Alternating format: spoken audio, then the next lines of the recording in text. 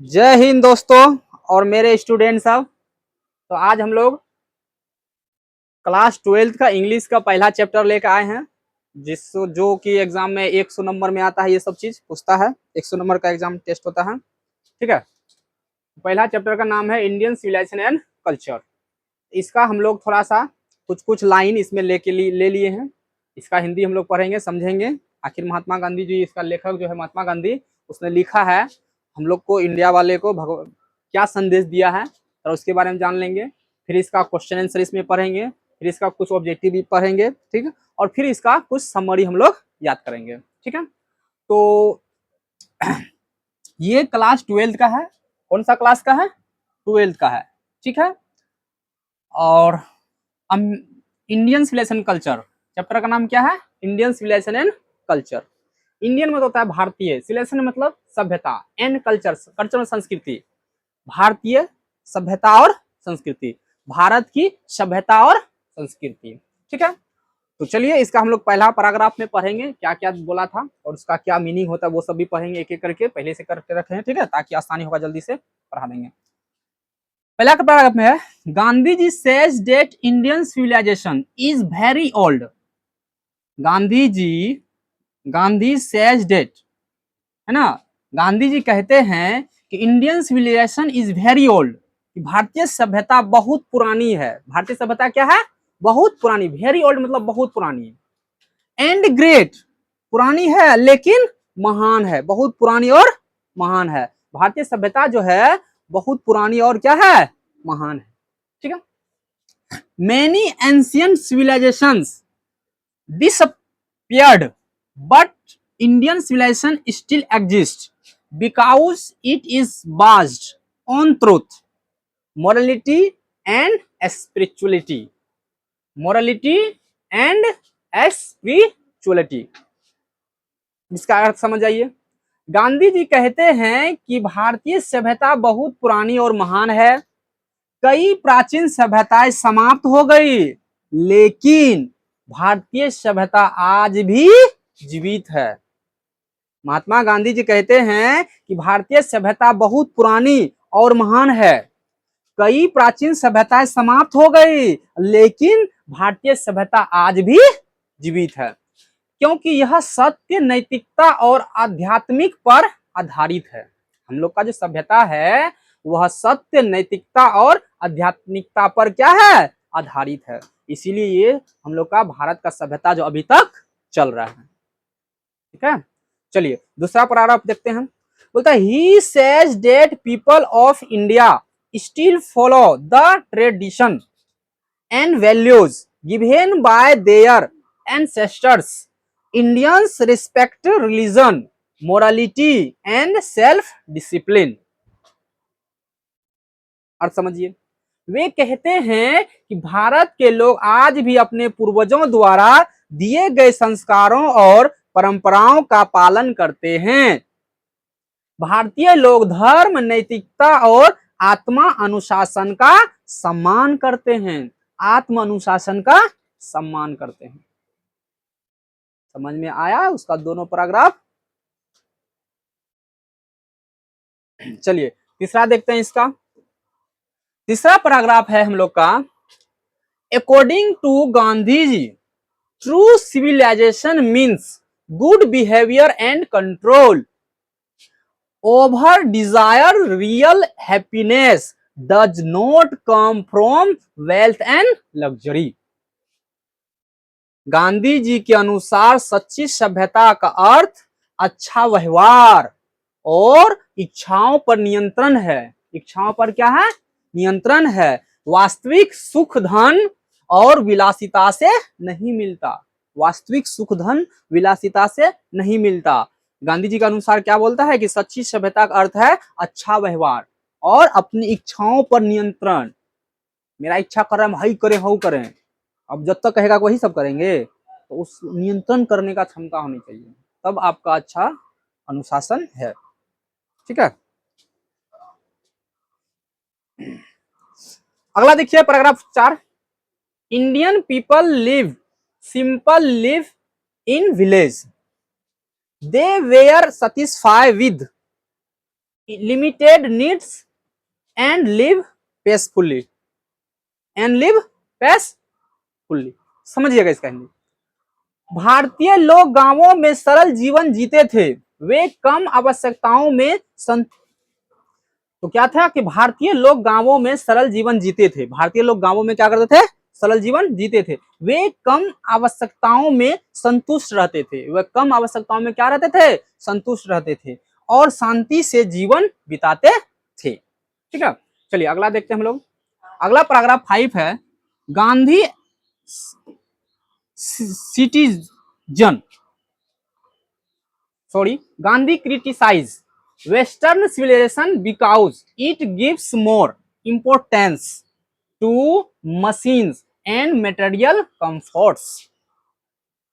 समझिएगा फिर से, Gandhi ji criticize western civilization because it gives more importance to machine and material comforts. समझिएगा इसका अर्थ, गांधी जी पाश्चात्य सभ्यता की आलोचना करते हैं क्योंकि वह मशीनों और भौतिक सुखों को अधिक महत्व देती है, अधिक महत्व देती है। चलिए अगला पैराग्राफ देखिए। He believes that modern civilization increase greed and selfishness among people. उनका मानना है कि आधुनिक सभ्यता लोगों में लालच और स्वार्थ बढ़ाती है। आधुनिक सभ्यता, अभी का जो सभ्यता है, ये जो सभ्यता अभी जो चल रहा है, वो लोगों में क्या लालच और स्वार्थ बढ़ाती है। ठीक है, चलिए अगला देखते हैं। अगला हम लोग का है, Indian civilization teach truth, non violence, morality and self control. This value make human life meaningful. Mahatma Gandhi कहते थे कि भारतीय सभ्यता सत्य, अहिंसा, नैतिकता और आत्म संयम की शिक्षा देती है। ये मूल्य मानव जीवन को सार्थक बनाते हैं। ठीक, अगला देखिए। Gandhi advice people not to blindly copy western civilization and to feel proud of Indian culture. Gandhi ji लोगों को पाश्चात्य सभ्यता की अंधी नकल न करने और भारतीय संस्कृति पर गर्व करने की सलाह देते हैं। चलिए अगला हम लोग का, modern civilization increase greed, competition and selfishness among people. आधुनिक सभ्यता लोगों में लालच, प्रतिस्पर्धा और स्वार्थ बढ़ाती है। Indian civilization is based on truth, non violence, morality and spirituality. भारतीय सभ्यता सत्य, अहिंसा, नैतिकता और आध्यात्मिक पर आधारित है। चलिए अब थोड़ा हम लोग का इसका इंडियन सिविलाइजेशन का समरी है, उसका उतना तक पढ़ा दिए। अब पूरा पढ़ते पढ़ते तो जिंदगी बीत जाएगा, इतना तक चैप्टर है, ठीक ना। 10 गो पैराग्राफ हम लोग पढ़ लिए, उसका मीनिंग कर लिए। अब ये जो है, ये बहुत इंपॉर्टेंट चीज है। ये जो अभी हम पढ़ाने वाले हैं, ये आपका एग्जाम में 5 नंबर का एगो आता है सिर्फ। ठीक है, समरी, कोई भी एक ठो समरी वहां पूछता है, 3 ठो 4 ठो दिया रहेगा, उसमें एक ठो बनाना होता है। ठीक, ये आपका प्रोस सेक्शन का है। ठीक है, फिर पीस सेक्शन का भी होगा, वो हम लोग आगे पढ़ेंगे। ये पहला चैप्टर का, इसका हम लोग हिंदी, इसका इंग्लिश सारांश पढ़ लेंगे, फिर इसका हिंदी मीनिंग समझ जाएंगे। और इसको आपको याद करना है लिख के, इसको क्या करना है, लिख के एकदम दिमाग में बैठा लेना है, ताकि एग्जाम में आपको ये वहां छापना है। ठीक है, चलिए शुरू करते हैं। तो ये हम लोग का इंग्लिश समरी है, किसका, तो इंडियन सिविलाइजेशन एंड कल्चर का। ठीक, चलिए देखिए। Indian civilization and culture is a famous essay written by Mahatma Gandhi. Indian civilization and culture जो है, एक फेमस जो है, बहुत मतलब प्रसिद्ध लेख है, राइटेन बाय महात्मा गांधी। ये जो किसने लिखा है Indian civilisation culture, Mahatma Gandhi ने। किसने लिखा है, महात्मा गांधी ने। In this essay Gandhi compare Indian civilization with western civilization. He says that Western civilization is based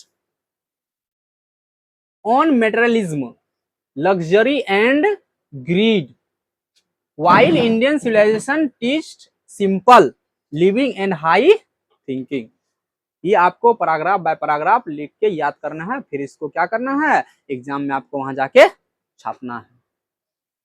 ठीक है, According to Gandhi ji, Indian civilization is one of the oldest and greatest civilization is the world. Our ancestors lived simple and peaceful. ये क्यों हुआ?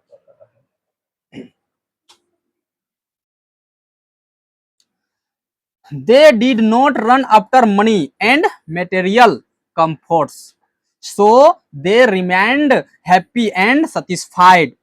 Gandhi ji says that modern civilization has made people greed and selfish. Human desire are increasing day by day, day by day, but satisfaction is decreasing.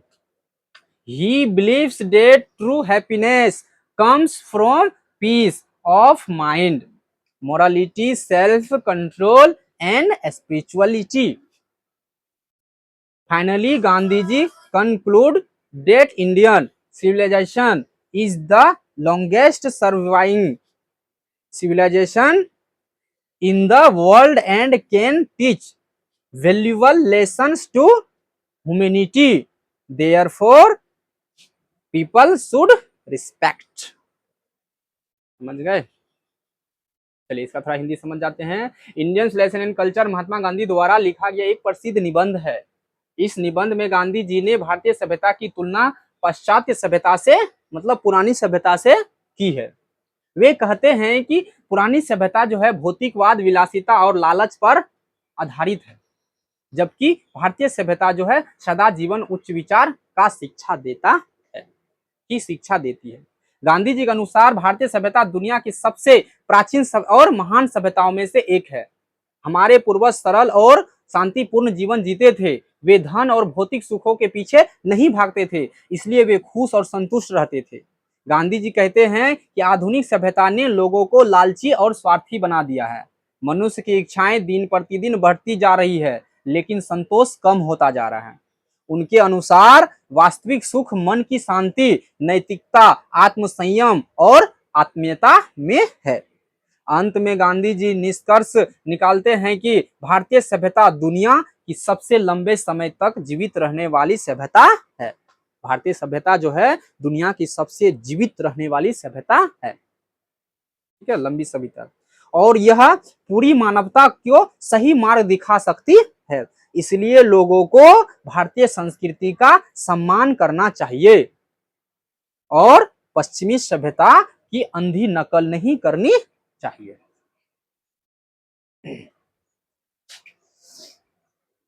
चलिए थोड़ा सा इसका लिख लेते हैं और चलिए काफी है इतना तो, ठीक है। Indian culture and should not blindly follow modern civilization, ठीक है। तो ये क्या था हम लोग का इंडियन सिविलाइजेशन एंड कल्चर का समरी है। ये वेरी वेरी इंपॉर्टेंट है, आपको इतना तो एकदम पूरा एकदम दिमाग में छाप लेना है एग्जाम का पॉइंट ऑफ व्यू से, ठीक है। चलिए अब इसका हम लोग आगे आते हैं। चलिए अब इसका थोड़ा सा क्वेश्चन हम लोग देख लेंगे जो एग्जाम में आपको पूछता है, 2 नंबर में आता है, ठीक। हर एक चैप्टर से 1-2 आता है, उसमें जो आपको अच्छा लगेगा, जो आपको याद रहेगा वो बनाना है, ठीक। चलिए पहला क्वेश्चन है, what according to the author is modern civilization. बोलता है answer, the author Mahatma Gandhi in his essay Indian civilization and culture state that modern civilization is the worship of the brute in the US, the it leads us away from spiritual and divine life. It is the devotion to Brazen materialism. He also believes that if we follow it, it will bring nothing but disaster and destruction to us. तो ये question था और ये हम लोग का क्या है आंसर।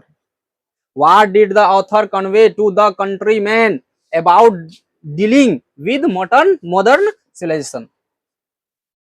चलिए, the author Mahatma Gandhi is the opinion that we Indians should stay away from Western civilization at all costs.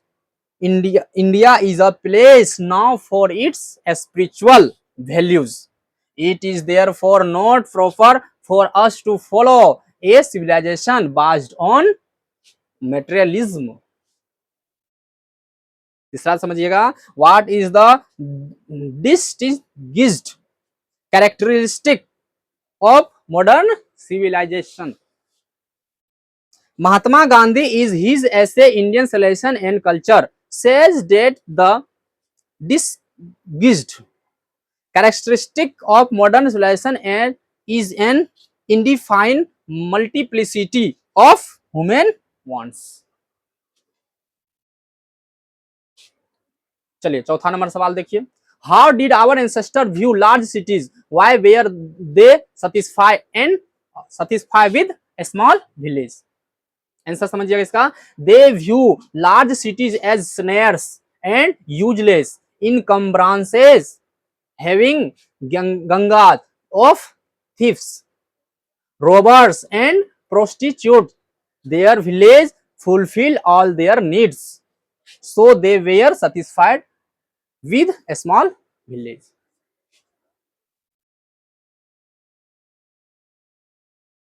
आज यहीं तक रहने दीजिए, अगला पार्ट 2 में हम लोग पढ़ेंगे, ठीक है?